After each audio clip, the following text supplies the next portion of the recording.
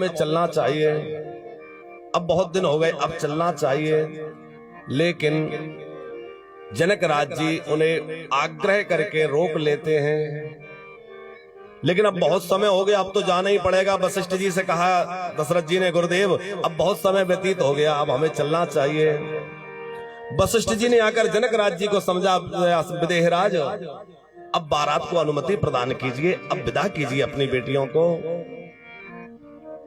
जनक जी को लगा कि गुरुजी कह रहे हैं तो अब मुझे विदा कर देना चाहिए। और जैसे ही विदाई की स्वीकृति दी, सहनाइयों से करुणा के स्वर फूट पड़े। सारे जनकपुर में करुणा छा गई। सारे जनकपुर में यह खबर फैल गई कि बारात विदा होने वाली है। और जैसे ही बारात के विदाई की बात महलों में अंदर गई, रणनिवास में महारानियों को पता चली, माता सुनैना रो पड़ी। अपनी बेटियों को बड़ी सुंदर शिक्षा देती हैं, उनको बड़ी सुंदर सीख दी है, बेटी ससुराल में जाओ, अपने ससुर को अपना पिता मानना, अपनी सासुओं को अपनी मां मानना, वही तुम्हारी मां है। अब मैं तो तेरी मां नहीं हूं, अब तो तुम्हारी मां तुम्हारी सासुआं ही होंगी। जाओ। जब डोलियां सजी तो जो विदेहराज कहे जाते हैं महाराज जनक, आज उनके धैर्य का बांध टूट गया, अपने आप को रोक ना सके और महाराज जनक फपक फपक करके रो पड़े। अपनी बेटी जानकी को बार बार हृदय से लगाते हैं, बेटी तेरे कारण मुझे राम दर्शन हुआ है, तू मेरे घर में प्रकट हुई, इसलिए मेरे घर में चल करके परमात्मा स्वयं चला आया है। तेरे जन्म लेने से मेरा कुल पवित्र हो गया, मेरे कुल की कीर्ति तीनों लोकों में विख्यात हो गई। बेटी तूने धन्य बना दिया मुझे। कि लीन राय और लाय जानकी, मिट्टी महामर जादव ज्ञान के।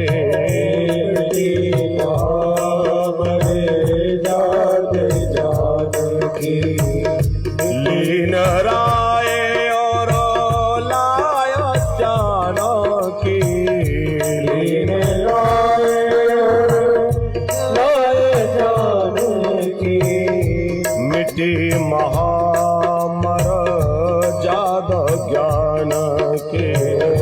मिट्टी महामर जादव ज्ञान के। सियाहे बिला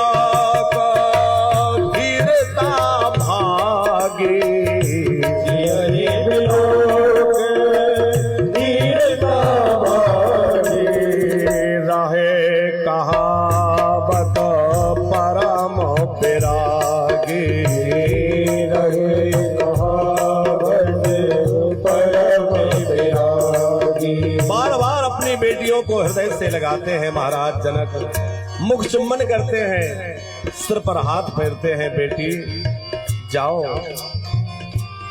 अरे मेरी बच्चियों, बेटे के ऊपर तो एक परिवार का दायित्व होता है, लेकिन बेटी के ऊपर दो दो कुलों की लज्जा का भार होता है। बेटी तुम कभी अपने इस पिता का सिर नीचा मत होने देना, कभी कोई ऐसी चेष्टा मत करना, कोई ऐसा काम तुमसे न बन जाए जिससे तुम्हारे पिता का मुख नीचा हो जाए, सिर झुक जाए। कि 12 बार सोता और लाए, 12 बार सोता और लाए, सजी सुंदर पाल के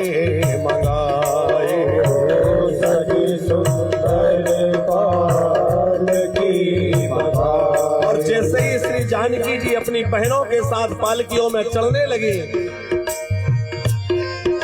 जानकी ने सुख और सारिका के जोड़े को बड़े प्रेम से पाला था, जो सोने के पिंजरे में रहते हैं।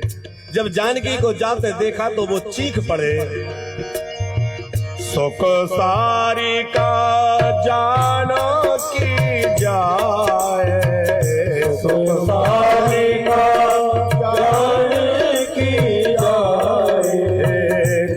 कनक पिंजर ही राखो पड़ाए, कनक पिंजर ही राखी पड़ाए। पक्षी आज चेंचा करके अपनी जानकी को बुला रहे हैं, दाना चुगना छोड़ दिया है और विकल होकर के आंसू बहा रहे हैं। जहां पक्षियों की ये दशा है, वहां मनुष्यों की क्या दशा रही होगी।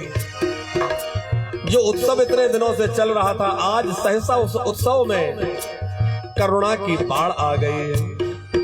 सब रो रहे हैं। शायद ही कोई ऐसा पिता हो जो अपनी बेटी की विदाई में ना रोया हो। कोई कितना भी कठोर हृदय वाला व्यक्ति क्यों ना हो सकता है कोई इतने कठोर हृदय का हो कि किसी दुर्भाग्यवश किसी व्यक्ति का जवान बेटा जवानी में चला जाए, उस समय भी जो पिता न रोया होगा, वो पिता भी अपनी बेटी की डोली जब विदा करता है तो अपने हृदय को रोक नहीं पाता, उसके आंसू निकल पड़ते हैं, रो पड़ता है। वह क्षण बड़ा विचित्र होता है। सुनैना जी बार बार समझाती हैं, बेटी ये नारी का जीवन भी बड़ा विचित्र है, ये हमेशा पराई ही बनी रहती है। जब मायके में थी तो लोग कहते थे ये तो पराया धन है, ये तो पराई है। मायके में जब तक रहे तब तक मायके के लोग पराई कहते रहे, और ससुराल में गई तो ससुराल वाले भी कहते हैं कि ये तो पराए घर से आई है, हमारी थोड़ी तो पराए घर से वो जीवन भर पराई ही बनी रह जाती है। अबला तेरी यही कहानी, आंचल में है दूध और आंखों में है पानी। मैथिली शरण गुप्त कहते हैं ये नारी का जीवन कितना त्यागमय है, तपस्यामय है। हमारे महाराज दशरथ, उन्होंने तीनों माताओं से कह दिया था, सुनो ये जो बहुएं हैं, खबरदार इनको बहू कहा तो ये बहू नहीं है, ये मेरी बेटियां हैं। बहू लरकनी पर घर आई, ये बहुएं पर घर तो आई हैं, पर इन्हें कैसे रखना है, बहू को कैसे रखें। राखहु नयन पलक की, जैसे पलके आंखों की सुरक्षा करती हैं, आंखों की रक्षा करती हैं, उसी प्रकार से तुम जो है अपनी बेटियां मान करके इनकी देखभाल करना, इन्हें कोई कष्ट नहीं होना चाहिए। बहु लरकनी पर घर आई, राखहु नयन पलक के। अच्छा, नारी का सबसे बड़ा दुश्मन कौन है? यहां माताएं बड़ी संख्या में बैठी, इसलिए हम आपसे प्रार्थना करें। ये विडंबना है हमारे समाज की कि नारियों का सबसे बड़ा शत्रु कोई है तो वो नारी ही है। जब एक नारी बहू बनकर जाती है तो दूसरी नारी सास बनकर उस पर रौब दिखाती है, वही उसकी शत्रु बन जाती है। आज माता सुनैना अपनी बेटियों को विदा कर रही है। जनक जी रो रहे हैं और जनक जी को रोते देख करके दशरथ जी ने जाकर के हृदय से लगा लिया। दशरथ जी से कहा, महाराज मुझे हृदय से मत लगाइए, मुझे अपने चरणों में लगाइए, मैं तो बहुत छोटा हूं। जनक जी कह रहे हैं। दशरथ जी बोले, छोटे आप नहीं हो, छोटा तो मैं हूं। जनक जी ने कहा, मैं बेटी वाला हूं, मैं बेटी का बाप हूं, इसलिए मैं छोटा हूं। दशरथ जी बोले, आप बेटी वाले हैं लेकिन आप छोटे नहीं हैं, आप दाता हैं और मैं याचक हूं, और दाता बड़ा होता है और लेने वाला छोटा होता है। आपने कुछ लिया नहीं है, आपने अपनी बेटियों का दान किया है तो आप बड़े हैं, मैं छोटा हूं जो ले रहा हूं। आप लोग विचार करके बताइए, दाता बड़ा होता है कि दान लेने वाला बड़ा होता है?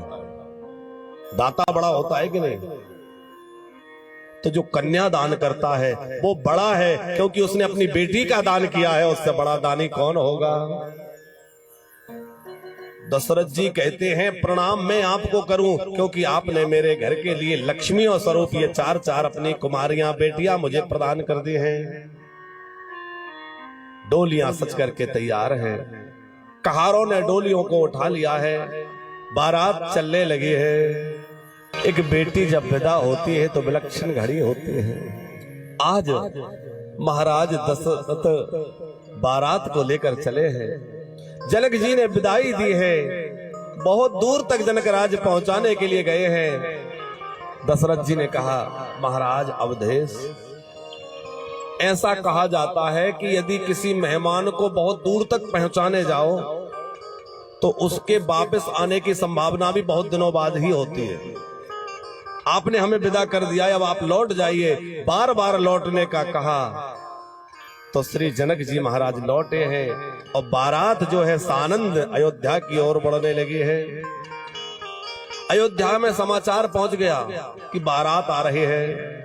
माताओं ने बारात की अगवानी के लिए श्रृंगार सजाना प्रारंभ कर दिया। अयोध्या को दुल्हन की तरह सजाया जाने लगा, बंधनवार बांधे जाने लगे, चौक पुराए जाने लगे, मंगल गीत गाने जाने लगे, मंगल बधावे बजने लगे हैं। द्वार द्वार पर रंगोलियां बनी हैं, दीप मालाएं सजी हैं। बहुओं का आदर करना है, स्वागत करना है। और जैसे ही बारात ने पुर में प्रवेश किया, तीनों माताएं कंचन के थालों में आरती सजा सजा करके बहुओं की आरती करने बहुत महलों के बाहर तक पधारी हैं। और एक करही आरती बारही बारा, करही आरती बारही बारा, करही आरती बारही बारा, करही आरती बारही बारा। प्रेम प्रमोद कहीं को पारा, प्रेम प्रमोद कहीं को पारा। पदुन समेत देख सुतचारी, समेत देख सुतचारी।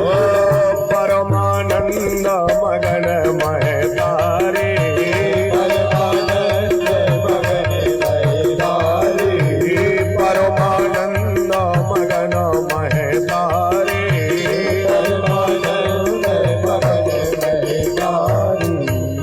अयोध्या में अपार आनंद उमड़ पड़ा है और बहुओं का सत्कार हो रहा है। महलों में ले जाया गया और सुंदर सुहावना समय जान करके माताओं ने कंकण छुड़वाए। सुधन सोधि कल कंकण छोरे, मंगल मोद विनोदन छोरे। अब विश्वामित्र जी को लगता है कि मेरा कार्य पूरा हो गया, अब मुझे जाना चाहिए। नित्य प्रति महाराज विश्वामित्र अनुमति लेते हैं, लेकिन जनश्री दशरथ जी महाराज चरण पकड़ लेते हैं, रोक लेते हैं। पर किसी विरक्त महात्मा का किसी गृहस्थ के घर में ज्यादा समय तक रहना अच्छा नहीं है। ऐसा कहकर के विश्वामित्र जी ने कहा अब मुझे चलना चाहिए। दशरथ जी ने विदा किया है, विश्वामित्र जी विदा हुए और यहाँ बालकांड विश्राम हुआ है। बोलिए श्री सीताराम जी महाराजों की। यहाँ बालकांड विश्राम हुआ, अब अयोध्या कांड का आरंभ हो रहा है। और गोस्वामी जी लिख रहे हैं, अरे जब ते राम ब्याह घर आए,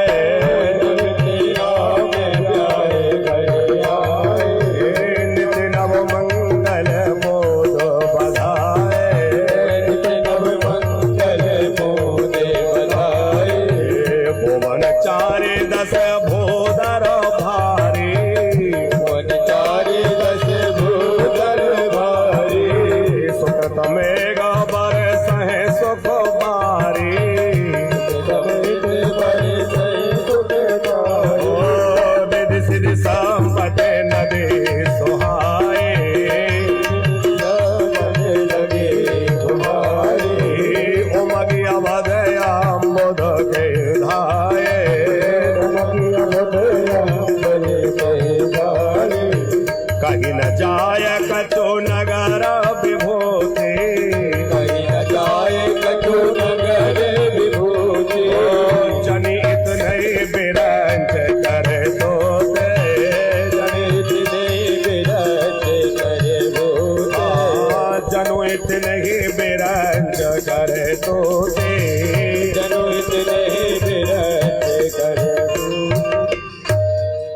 अयोध्या कांड के आरंभ की ये जो चौपाइयां हैं, कोई यदि नित्य प्रति इनका घर में पाठ करे, आप रामायण खोलकर देखना, अयोध्या कांड जहां से प्रारंभ होता है श्लोकों के बाद, जब से राम ब्याह घर आए नित नव मंगल मोद बधाए, इसके बाद की जो उत्सव की चौपाइयां हैं, उन चौपाइयों को यदि कोई नित्य घर में पाठ करे तो उसके घर में जो है सदा उमंग का, उत्साह का ही वातावरण बना रहता है, उसके घर में आनंद बना रहता है, लोगों में परस्पर प्रेम बना रहता है और रिद्धि सिद्धि संपत्ति की कृपा उसके घर पर खूब बनी रहती है। नित्य पाठ करना चाहिए। अब बड़ा आनंद अवध में हो रहा है, अयोध्यावासी हर्षित है और सबके मन में एक ही अभिलाषा है कि सबके और अबोलास अस कहीं मनाय महेशु, आप अछत युवराज पद राम ही देव नरे। अब सबके मन में एक ही अभिलाषा है कि हमारे श्री राम जी युवराज बन जाए। गोस्वामी जी कहते हैं, एक समय की बात है, महाराज दशरथ की सभा लगी हुई थी, सब लोग सभा में बैठे हुए थे, सुंदर सिंहासन पर महाराज अवधेश विराजमान हैं, दशरथ जी विराजे हैं और महाराज दशरथ ने सभा में अपना आईना निकाला, दर्पण निकाला और अपने आप को देखने लगे। गोस्वामी जी कह रहे हैं कि एक समय सब सहित समाजा, एक समय सब सहित समाजा, राजसभा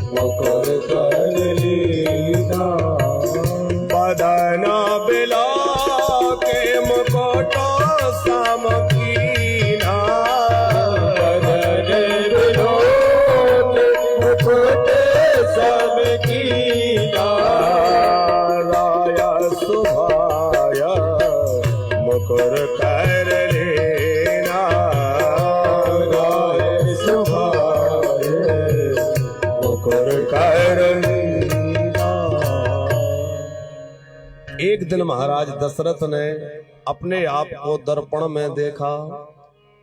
अब इस कथा को बड़े ध्यान से समझिएगा।